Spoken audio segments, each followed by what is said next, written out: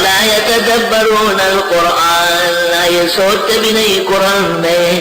ولو كان من عند غير الله، اور اگر یہ ہوتا اللہ کے سوا کسی اور کی طرف سے، لوجدوا فيه اختلافا كثيرا، تو پا لیتے اس میں اختلاف بڑا.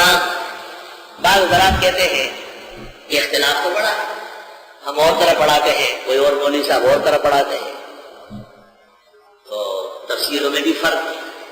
راضی پر درایت غالب ہے، آلوسی پر تفقع و نحو غالب ہے، جساسوں پر احکام اور اجتہادی رنگ غالب ہے، ابو حیان اور بیضاوی پر فن اور صنعت غالب ہے.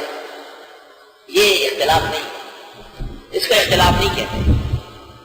جیسے بہت سارے کھانے ہیں، بہت سارے پھل ہیں، کوئی کیلا لے آیا، کوئی سیب لے آیا، کسی نے آم خریدے، کسی نے خربوزے. یہ اختلاف ہے کیا؟ یہ تو مختلف چیزیں جو حق رکھتی ہے، ہر شخص کی مرضی ہے جو چاہے کھائے، اس کا اختلاف نہیں.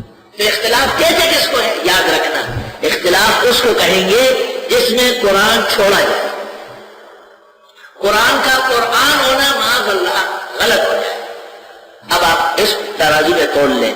روافظ کہتے ہیں صحابہ نبی کی وفات پر مرتد ہو چکے ہیں، اور خدا تعالیٰ نے جو ان کو مومن کہا، جنتی کہا، رضا کا اعلان کیا، یہ اللہ کو بدا ہوا ہے، معاذ اللہ غلطی ہو گئی، کافر ہو گئے. اچھا کہا، تو قرآن پاک کے تو خلاف باتیں ہو گئی. قرآن میں تو اللہ ایسا نہیں. بدعتی کو آپ کہیں کہ قرآن میں تو ہے کہ آپ کچھ نہیں کر سکتے، کوئی بھی کچھ نہیں سوائے اللہ کے، کوئی غیب دان نہیں. وہ کہتے ہیں نہیں، یہ تو ذاتی کر کی نفی ہے، عطائی اب بھی موجود ہے.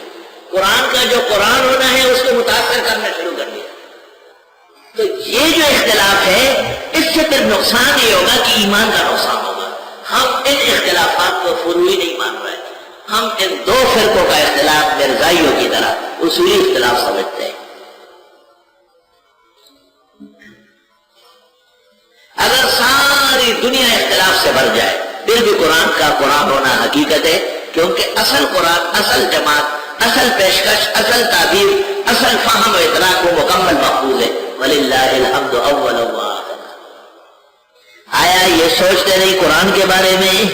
اگر ہوتا یہ اللہ کے علاوہ کسی اور کی طرف سے تو پا لیتے اس میں اختلاف بڑا. لا الہ الا اللہ. قراءات کا اختلاف، تفسیروں کا اختلاف، لغات کا اختلاف، یہ قرآن مجید کی حقانیت اور اعجاز کی دلیل ہے.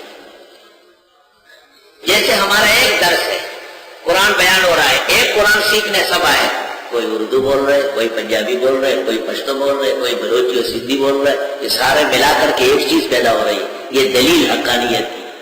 اسی طرح تعبیرات عرب و عجم میں فرق ہو سکتا ہے، مگر قرآن ہونے میں کوئی فرق نہیں ہے. الحمدللہ یا نہ، یہ بھی قرآن کا معجزہ ہے کہ روافظ اور شیعوں کی یہاں بھی جس قرآن کی تلاوت ہوتی ہے وہ قرآن ایک ہی ہے، وہ دو نہیں. یہ بھی اللہ کی کتاب کی صداقت کی دلیل ہے. شاید اس سے متاثر ہو کر شمس العلماء مولانا شمس الحق صاحب افغانی نے علوم قرآن میں لکھا کہ تحریف قرآن کا عقیدہ شیعوں کا اتفاقی عقیدہ نہیں ہے.